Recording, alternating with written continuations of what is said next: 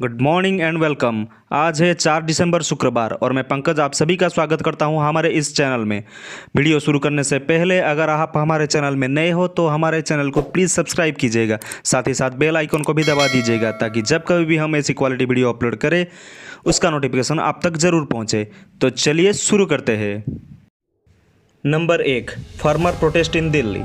UP gate पर किसानों का आंदोलन तेज, अब एनएच पर भी पहुंचे। नए कृषि कानूनों पर किसान संगठन और केंद्र सरकार के बीच मीटिंग शुरू हो गई है। विज्ञान भवन में करीब 40 किसान संगठनों के नेता और केंद्रीय कृषि मंत्री नरेंद्र सिंह तोमर और रेल मंत्री पीयूष गोयल के बीच मीटिंग चल रही है। बैठक से पहले एक किसान नेता ने कहा कि हम शिक्षित हैं, हम जानते हैं कि हमारे लिए क्या अच्छा है, हम चाहते हैं कि इन कानूनों को वापस लिया जाए। नंबर 2, भारत में कोरोना की वैक्सीन जनवरी तक आने की उम्मीद, ट्रायल अंतिम चरण में, डॉक्टर गुलेरिया। भारत में कोरोना की वैक्सीन को लेकर एम्स दिल्ली के निदेशक डॉक्टर रणदीप गुलेरिया ने करोड़ों लोगों को खुशखबरी देने वाली बयान दिया है। उन्होंने कहा है कि भारत में कोरोना वैक्सीन का ट्रायल अंतिम चरण में है। उम्मीद है कि इस महीने के अंत या अगली महीने की शुरुआत में हमें सफलता मिल जाएगी। नंबर 3, रजनीकांत 31 दिसंबर को अपनी पार्टी की करेंगे घोषणा और जनवरी में लॉन्चिंग। सुपरस्टार रजनीकांत ने कहा कि वो 31 दिसंबर को अपनी बहुप्रतीक्षित राजनीतिक पार्टी की घोषणा करेंगे और वर्षों से अटकलों को समाप्त करेंगे।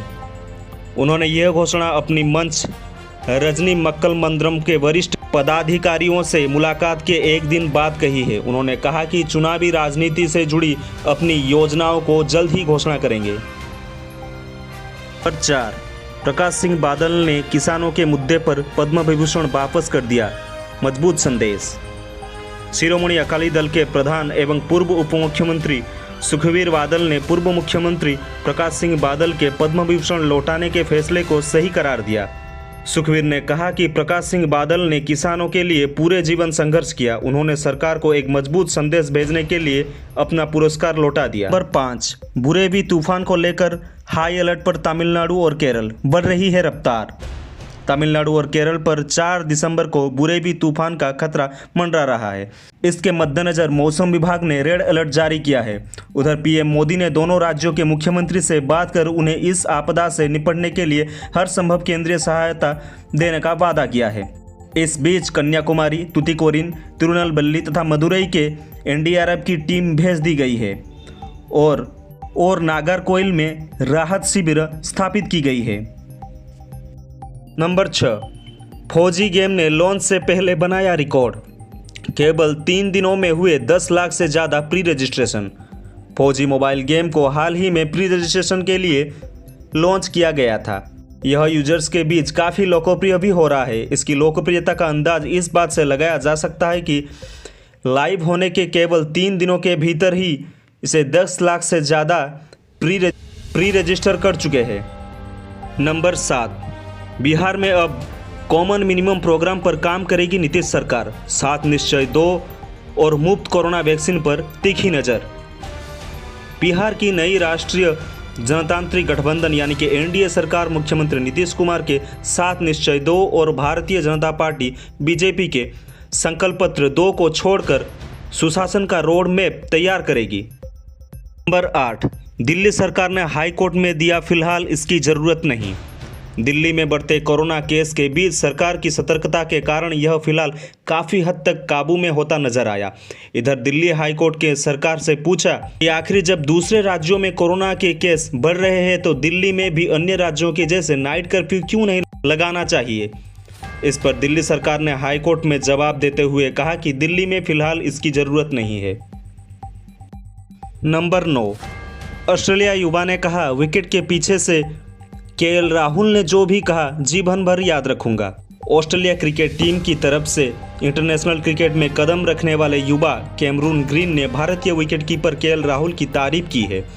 उन्होंने बताया कि कैसे पहला मैच खेलने उतरने के बाद उनको राहुल ने सहज महसूस करवाया।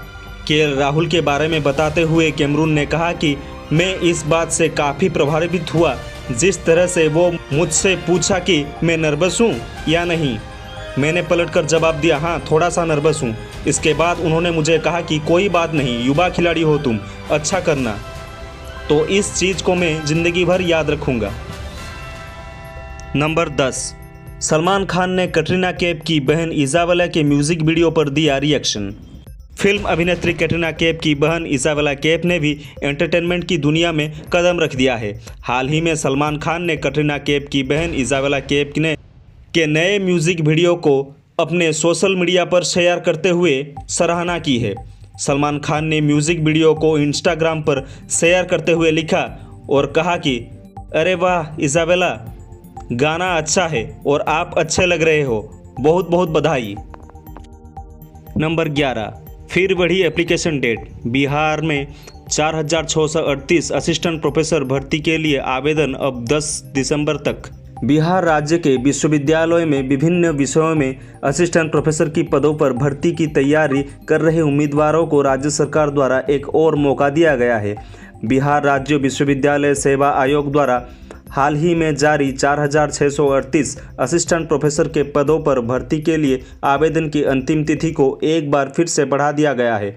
आयोग द्वारा 2 दिसंबर को जारी प्रेस नोटिस में अनुसार बिहार असिस्टेंट प्रोफेसर भर्ती 2020 के लिए अब 10 दिसंबर तक ऑनलाइन आवेदन किए जा सकते हैं। नंबर 12, महाशय धर्मपाल का अजमेर से रहा नाता, निधन पर अजमेर गमगीन। दुनिया भर में मशहूर MDH मसाले के संस्थापक महाशय धर्मपाल गुलाटी के निधन पर अजमेर भी गमगीन हुए। अजमेर से उनका नज़दीकी नाता रहा है।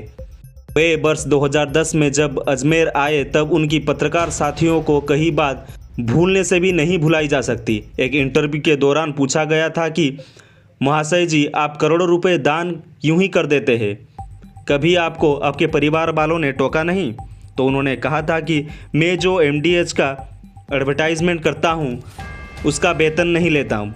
अगर वो एडवर्टाइज अमिताभ बच्चन जी करते तो वो करोड़ों रुपए लेते, तो मैं वही पैसों का दान कर देता हूँ। नंबर 13, बढ़ेगी चीन की टेंशन। ब्रह्मपुत्र नदी पर सबसे लंबा पुल बनाएगा भारत, जुड़ जाएंगे वियतनाम और भूटान। सीमा के नज़दीक तिब्बत में ब्रह्मपुत्र नदी पर चीन की बड़ी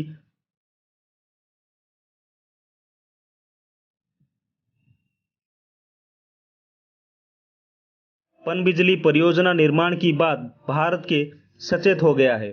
भारत सीमाओं पर मजबूत सड़क नेटवर्क खड़ा कर रहा है। ब्रह्मपुत्र नदी पर देश का सबसे बड़ा सड़क पुल बनाने के लिए केंद्र की नरेंद्र मोदी सरकार ने मंजूरी दे दी है। नंबर 14, महज 6 लाख के भीतर आ रही है ये गाड़ियां, शानदार माइलेज के साथ। जाने कब होगी लॉन्च।